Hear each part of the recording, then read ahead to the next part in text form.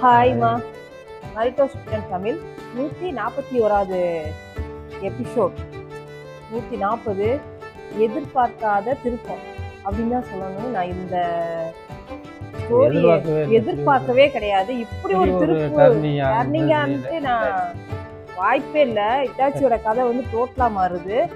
என்ன நடக்க போகுது, தம்பிகிட்ட கூட சொல்லாமே இருந்திருக்காங்க, கடைசி வரைக்கும் சொல்லாமே இருந்த அந்த விஷயம் என்ன நடக்க போகுதுன்னு பார்க்க போறோம். பார்க்கறதுக்கு முன்னாடி உங்களுடைய லைக் எங்களுடைய ஹாப்பினஸ். இப்போ வாங்க நம்ம வீடியோக்குள்ள போகலாம்.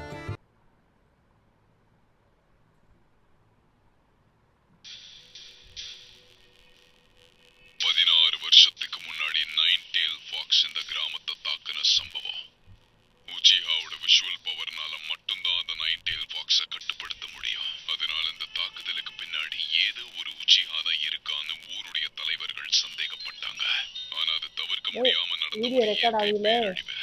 ஆண்புவை வச்சு எங்களை தீவிரமா கண்காணிக்கவும் செஞ்சாங்க. இதனாலேயே நாங்க மொத்தமா தனித்து விடப்பட்டோம். அவநம்பிக்கையினால ஏற்பட்ட வெறுப்பினால கடைசியில அவங்க நினைச்ச மாதிரியே ஒரு சம்பவம் நிகழ்ந்தது. இந்த ஊர் மொத்தத்தையும் தங்களோட கட்டுப்பாட்டுக்குள்ள கொண்டு வரதுக்காக உச்சிஹா கிளான் ஒரு புது திட்டத்தை கொண்டு வந்தாங்க. அதனால எங்களை கண்காணிக்க ஹிடன் லீவ்ஸோட தலைவர்கள் எங்களுக்குள்ளேயே ஒரு ஸ்பைய வதச்சாங்க. அது வேற யாரும் இல்ல, உன்னுடைய அண்ணன் தான், இட்டாச்சி. அதுக்கப்புறம் தான் அவன் அதிக அளவுல கஷ்டப்பட ஆரம்பிச்சான். உச்சிஹாவோட திட்டமா? அப்படின்னா இட்டாச்சி ஒரு ஸ்பையா இருந்தானா? நீ உச்சிஹாவா இருந்துமே உனக்கு எந்த உண்மையும் சொல்லப்படல. ஏன்னா அப்ப நீ ஒரு சின்ன பையன். நான் உனக்கு ஒரு உண்மையை சொல்லட்டுமா? இந்த திட்டமிடப்பட்ட கூப்போட மொத்த மூளையா செயல்பட்டது உன்னுடைய அப்பா ஃபுகாகு தான். உங்க அப்பா சொன்ன ஒரே காரணத்துக்காக தான் இட்டாச்சி ஆன்பு பிளாக் ஆப்ஸ்குள்ள ஸ்பையா போனா.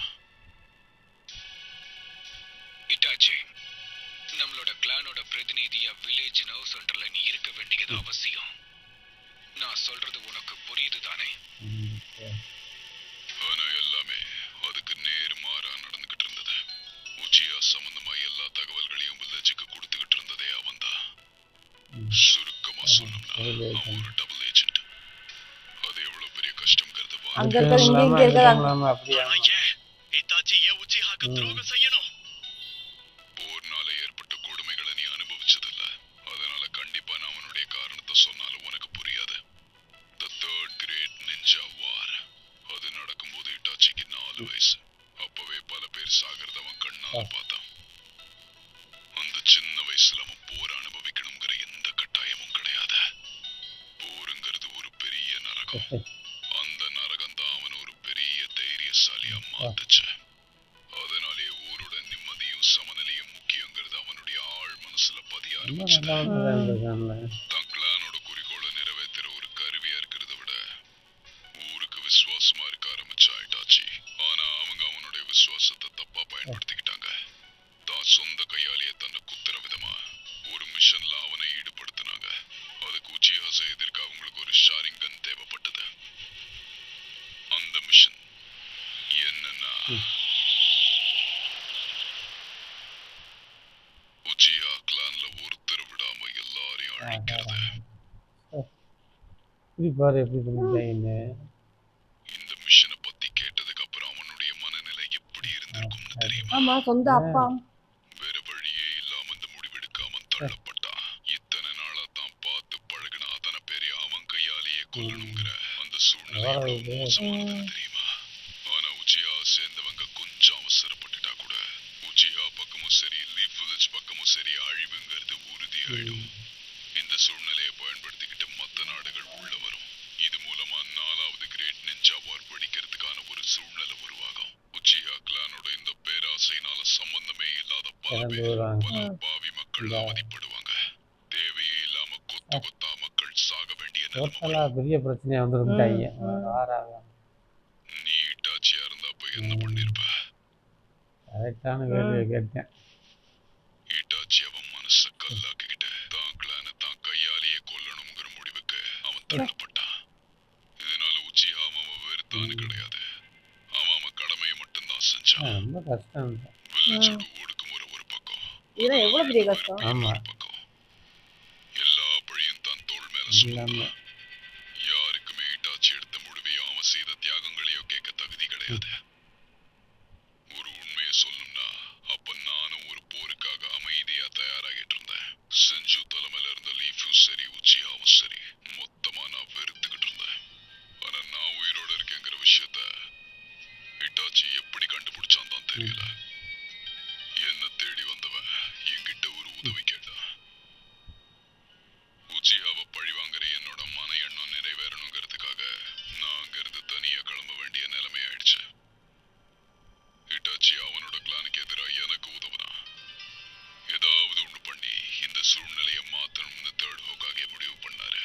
உச்சியாச ஒண்ணு சேர்த்து சமாதானம் பேசலாங்கிற அளவுக்கு அவர் தயாரா இருந்தாரு. ஆனா காலம் கடந்து போக அவருடைய முயற்சியும் வீணாயிடுச்சு. அந்த ராத்திரியும் வந்தது. அவன் விதிய அவனே உணர்ந்தான். தான் மொத்த கிளானி அழிச்ச கொலைப்பழியோட எல்லாரையும் கொலை பண்ணி ரோக் நிஞ்சாவா ஆகிறதுக்கு வரைக்குமே எல்லாமே அந்த மிஷனுடைய ஒரு பகுதி தான். இட்டாச்சி தன்னுடைய கடமையை மொத்தமா நிறைவேற்றினான். ஆனா அப்ப அவன் பண்ண ஒரே ஒரு தப்பு என்ன தெரியுமா? அவனால தான் சொந்த தம்பிய கொல்ல முடியாம நின்னது மட்டும்தான். ராதை மட்டும்தான் இருக்கும். அதுக்கப்புறம் தனிப்பட்ட முறையில மூணாவது ஹோக்காகவே சந்திச்சு டான்சோ கிட்ட இருந்தும் மத்தவங்க கிட்ட இருந்தும் உன்னை பாதுகாக்க சொல்லி கேட்டான். உனக்கு ஏதாவது ஆச்சுன்னா இந்த ஊர் சம்பந்தப்பட்ட மொத்த தகவல்களையும் எதிரி நாட்டுக்கு தூக்கி கொடுத்துருவேன்னு டான்சோ கிட்ட மிரட்டினதுக்கு அப்புறமா தான் அவன் இந்த ஊரை விட்டு தப்பிச்சு போனான். எல்லாத்த விடவும் அவனுக்கு நீதான் முக்கியமா இருந்த. இருந்தாலும் உன்கிட்ட அவனால முழு உண்மையும் சொல்ல முடியல. அதனாலதான் ஏதோ அவனால முடிஞ்ச உண்மைகளை சொன்னான்.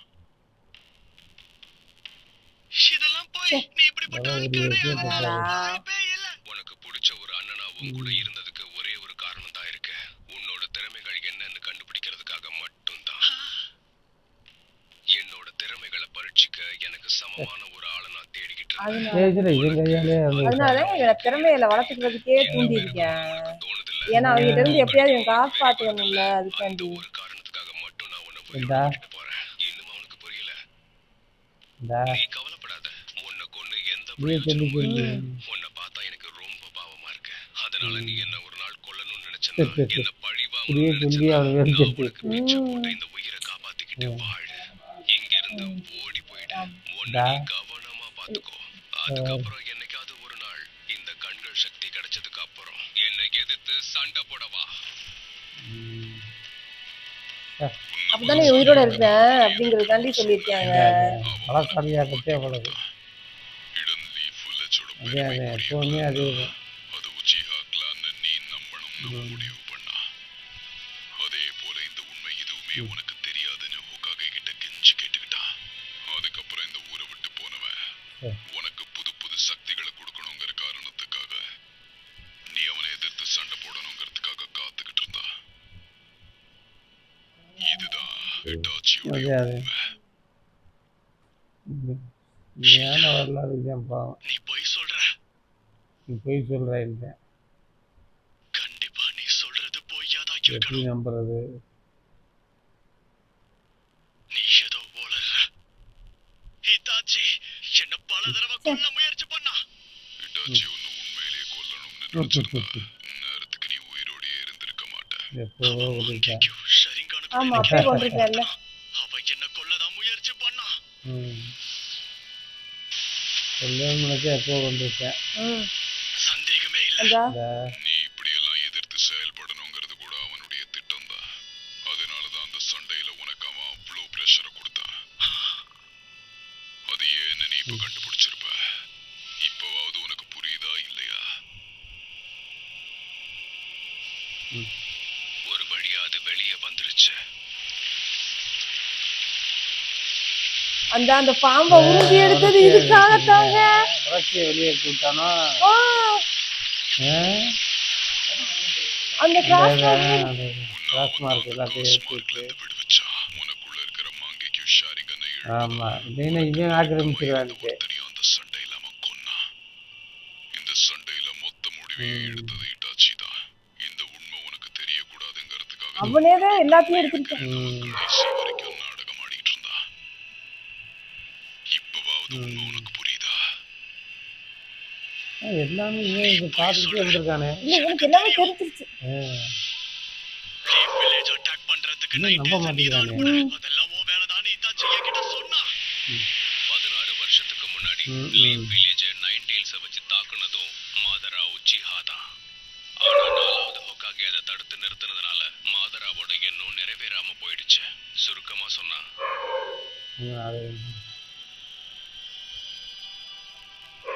மாதரா இப்போ மோசமா தோத்து போன ஒருத்தர் தான். உச்சிஹாவோட தலைமை பொறுப்பை ஏற்கிறதுக்கு அவருக்கு எந்த விதமான தகுதியும் இல்ல. மாதராவையும் தாண்டி ஒரு தலை சிறந்த நிஞ்சாவா இருக்கக்கூடிய எல்லா தகுதியும் என்கிட்ட தான் இருக்கு. நீ உச்சிஹா மேல தேவையில்லாத பழி சுமத்தி இருக்க. அப்புறம் இத்தாச்சி கூட சேர்ந்து என் கிளானுக்கு எதிராக செயல்பட்டிருக்க. இட்டாச்சி இத பத்தி உன்கிட்ட சொன்னது எல்லாமே போய். ஏன்னா என்னைக்காவது ஒரு நாள் உனக்கு எல்லா உண்மையும் தெரிஞ்சிருமோங்கிற பயம் அவனுக்குள்ள அதிகமாயிட்டு இருந்தது. அதுக்கு துளி கூட வாய்ப்பு இருக்க கூடாதுங்கிறதுல அவன் ரொம்ப தெளிவா இருந்தான். என்ன நீ நம்ப கூடாதுங்கிறதுக்காக தான் உன்கிட்ட அவன் அவ்வளவு போய் சொன்னான். அதான் அவன் உனக்குள்ள அமத்தெரசுவ வதச்சான். கண்டிப்பா நீ சொல்றத நான் நம்ப மாட்டேன். இத்தாச்சி ரொம்ப மோசமானவன். என் கிளான கொண்டு அகாட்ஸ்கில சேர்ந்த ஒரு கிரிமினல். எல்லா பழியும் அவனே எடுத்துக்கிட்டு இல்லங்க இப்ப மதரா உச்சிகா சொல்றது உண்மையா இட்டாச்சி சொல்றது உண்மையா? அகாட்ஸ்கி கவனிச்சுக்கதா. அவன் அகாட்ஸ்கிக்கே வந்து சேர்ந்தா உனக்கு தெரியுமா? அவனுக்கு எப்படி உன் மேல ஒரு பாசம் என்னைக்குமே இருந்ததோ அதே போலதான் லீஃப் வில்லேஜ் மேலயும் ஒரு கருணை இருந்துச்சு. இன்னும் பாதுகாப்பேன்னு வாக்கு கொடுத்த 3வது ஹோக்காகே இறந்ததுக்கு அப்புறம் தான் அவன் அந்த ஊருக்குள்ளே காலடி எடுத்து வச்சான். இப்போ அவன் நினைச்சா என்ன வேணா பண்ணுவான். மத்தவங்களையும் மிரட்டணும்னு முடிவெடுத்துதான் அவங்க வந்தான். அதே மாதிரி உனக்கு நான் நிறுத்து. எல்லாம் போய் நீ சொல்றதெல்லாம் போய். நீ இன்னமும் நம்பவே மாட்டேங்கிறேன்.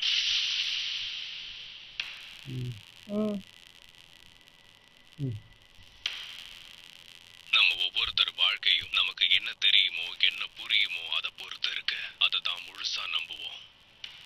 அதத்தான் நம்ம நிதர்சனம் அப்படின்னு சொல்லுவோம். இருந்தாலும் நம்ம அறிவுக்கும் புரிதலுக்கும் ஏகப்பட்ட வித்தியாசம் இருக்கு. ஒருத்தரோட ரியாலிட்டி இன்னொருத்தருக்கு இல்யூஷனா இருக்க வாய்ப்பு இருக்கு. ஏன்னா நம்ம எல்லாருக்குள்ளேயும் கண்டிப்பா ஒரு கற்பனை இருக்கும். இப்ப கூட இது உனக்கு புரியலையா சாஸ்கே? அந்த ஷரிங்கான் சொல்லியா பாருங்க. உன்னால எவ்வளவு தூரத்துக்கு பார்க்க முடியும்? நீ நினைக்கிற அளவுக்கு என் பார்வை பலவீனம் கிடையாது. என் ஷரிங்கானால கென்ஜூட்சுவையும் கண்டுபிடிக்க முடியும். எப்பவும் போல தைரியமா நீ எப்படி பேசுறன்னு எனக்கு புரியல.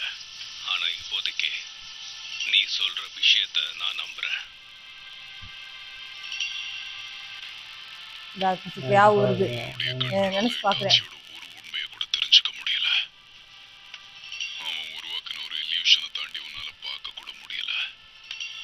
இட்டாச்சி தான் நண்பர்களை கொன்னா, தன்னுடைய அதிகாரியை கொன்னா, தான் காதலிச்சவளை கொன்னா, அவனோட அப்பாவை கொன்னா, அவனுடைய அம்மாவையும் கொன்னா. ஆனா அவனுடைய தம்பியை மட்டும் அவனால கொல்ல முடியல. மனசுக்குள்ள எவ்வளவு வலி இருந்தாலும் அது எல்லாத்தையும் பொறுத்துக்கிட்டு தான் பார்த்த பழகின எல்லாரையும் கொல்ல முடிஞ்ச அவனால தன்னுடைய சொந்த தம்பியை மட்டும் கொல்ல முடியல. இதுக்கு என்ன அர்த்தம்னு இப்போவாவது கத்தி இருக்குது. கயிறை கட் பண்ணி விடு.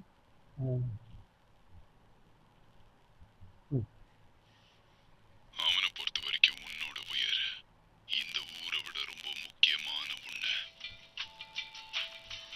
அவன் சாகர வரைக்குமே இல்ல அவன் செத்தது கூட நிச்சயமா உனக்காக தான். அவன் எல்லா பவர்ஸையும் உன்கிட்ட கொடுக்க இட்டாச்சி உச்சியா கிளான் அழிச்சதுக்காக நீ அவனை பழி வாங்கணும்னு நினைச்சான்.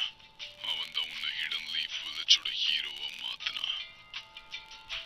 தனக்கு உடம்பு சரியில்லை, மரணம் அவனை நெருங்கிட்டு இருக்குன்னு தெரிஞ்சும் கூட வேணும்னே மருந்து எடுத்து தான் உயிரை கையில புடிச்சுக்கிட்டு இருந்தான். இது அத்தனையுமே அவன் உனக்காக மட்டும்தான் பண்ணான்.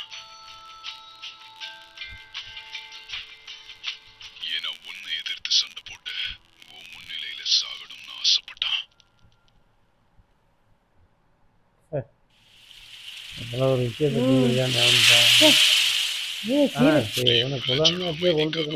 இந்த உண்மை நமக்கு ஜீரணிக்கும். நீ சந்தோஷமா இருக்கணுங்கிறதுக்காகவும் அவன் துரோகிங்கிற பழியை ஏத்துக்கிட்டு உனக்காக அவன் உயிரியை விட்டான். பண்ணிட்டேன் அதே மரியாதை கிடைக்க வேண்டிய இடத்துல அவனுக்கு அவமானம் தான் கிடைச்சது. அன்பு கிடைக்க வேண்டிய இடத்துல அவனுக்கு வெறுப்பு தான் கிடைச்சது. இருந்தா கூட இட்டாச்சி சாகும்போது அவனுடைய உதட்டுல சிரிப்போட தான் இறந்து போனான். அவன் சாகர கடைசி நொடி வரைக்கும் உச்சிஹா ஒரு பெரிய விஷயம்னு உன்னை ஏமாத்திக்கிட்டு தான் இருந்தான்.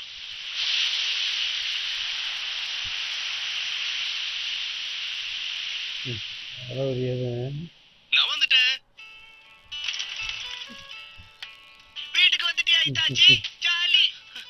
சரி வா வெளிய போய் நாம விளையாடலாம். இல்ல சொல்லு முதல்ல நான் ஜீரணிக்க முடியாத உண்மையா இருக்குங்க இந்த எபிசோடு. முதல்ல அகாடமி ஹோம்வொர்க்க முடிச்சாகணும். அதுக்கப்புறமா உன் கூட சேர்ந்து விளையாடுவான். ஆனா அம்மா சின்ன பிள்ளை ஆமா பரவாயில்லம்மா. நான் என் ஹோம்வொர்க் அப்புறமா பண்ணிக்கிறேன். ஏன்னா அது ரொம்ப ஈஸி தான். என்னமோ போங்க. இட்டாச்சி எங்க ஒளிஞ்சிருப்பான்? கூட்டி போய் விளாட குட்டி குட்டியா விளாட பார்த்துக்கிட்டியா கண்டுபிடிச்சிட்டானா? நீ ரொம்ப புத்திசாலி சாஸ்கி. ஆனா ஏழவுக்கு ஏற்கனவே காலை நீட்டி வச்சுட்டேன். நியாயமே இல்ல. அப்பா சும்மா இட்டாச்சியும் ஹைட் அண்ட் சீக் விளையாடிட்டு இருந்தோம். அப்போ க்ளோன் ஜூட்ஸுவை யூஸ் பண்ணி அவன் தப்பிச்சிட்டான். Hide and அது seek. சீட்டிங் தானே? ஓ நீ க்ளோன் ஜூட்ஸுவை பயன்படுத்த ஆரம்பிச்சிட்டியா? இட்டாச்சி டின்னர் முடிச்சிட்டு இருக்கானே க்ளோன் ஜூட்ஸுவை சொல்லி சின்ன கொடுக்கறியா? வயசுல எல்லாமே கத்துக்கிட்டேன். பண்ணுங்க. அதே என்ன மன்னிச்சிரு சாஸ்கி. நான் இன்னொரு நாள் சொல்லி தரேன். எப்பவுமே இல்ல சாஸ்கி, நம்ம இப்ப கிளம்பணும். எப்படிட்டேன் அப்படின்னா எனக்கு ஷூரிகேன் ஜூட்ஸு சொல்லி தரேன்னு சொன்னியே, அது என்னாச்சு? அதுக்கெல்லாம் நமக்கு இப்ப நேரம் கிடையாது. காலையில எனக்கு ஒரு முக்கியமான மிஷன் இருக்கு. அதுக்கு நான் கண்டிப்பா தயாராகணும். எப்பவும் என்ன ஏமாத்துறது தான் உனக்கு வேலை.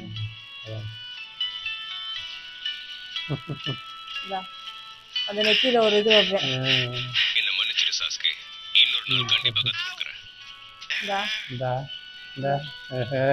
இப்போ இத பாரு. ஏய் ஜாக்கிரதையா இரு.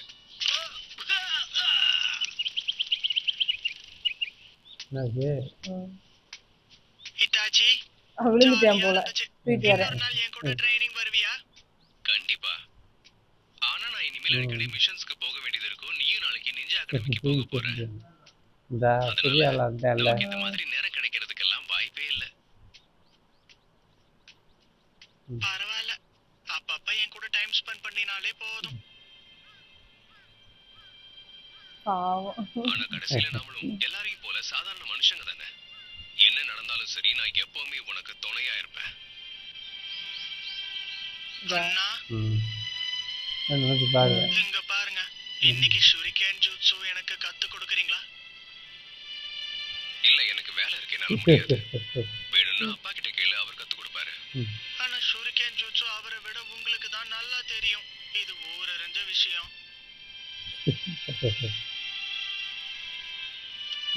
இப்போ அது நெத்தியில கைய வைப்பேன். மன்னிச்சிடு சாஸ்கி, நான் அப்புறமா சொல்லி தரேன். என்ன நடந்தாலும் சரி, அதுக்கு இதே அர்த்தம் போல. சாஸ்கி, நீ எதை பத்தியுமே கவலைப்படாத. நீ என்ன வெறுத்தா கூட பரவாயில்ல. அப்பவும் இந்த கையை கண்ணை புடுங்க போறேன். நான் அப்படிதாங்க நினைச்சிட்டேன். கடைசியா பார்த்தா நெத்தில போய் கை வச்சுட்டேன். ஆமா வாயில அததான் அசைச்சிருக்காங்க. என்னை மன்னிச்சிரு சாஸ்திரின்னு சொல்லி. நம்ம எல்லாரும் கண்ணை புடுங்க போறேன் அப்படிதான் நினைச்சேன். பாவத்தை அவங்க பாவம் இந்த ஊருக்காண்டி இவ்வளவு இவ்வளவு பெரிய நல்லவன நான் செத்து போயிட்டான்னு சொல்லி சந்தோஷப்பட்டேன். இதுதான் முடிவு.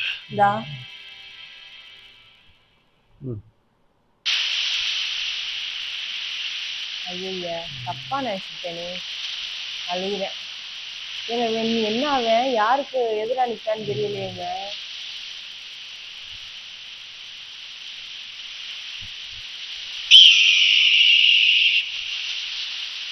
ஏங்க லீப் வில்லேஜுக்கு எதிராக மாறிடுவானோ? ஏங்க அப்படித்தானே கேட்ப. அதனாலதானே லீப் வில்லேஜ் தான். நம்ம டீம் பேரு டாகா. டாகாக்கு ஒரே குறிக்கோள் தான் இருக்கு. நம்மளோட மிஷன்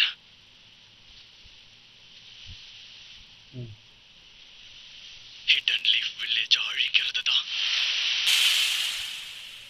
அடப்பாவி. ஐயோ நண்பர்கள் ரெண்டு எதிரியாக போகுதே.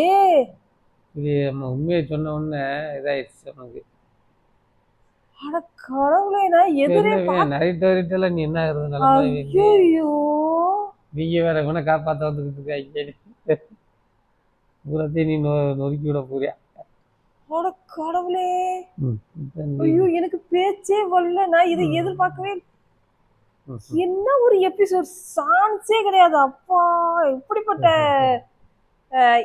இதை எப்படிதான் யோசிச்சு இந்த கதையை எழுதுனாங்கன்னே தெரியல. அந்த அளவுக்கு நம்மளை நம்ப வச்சு அப்படியே டோட்டலா மாத்திடுறாங்க.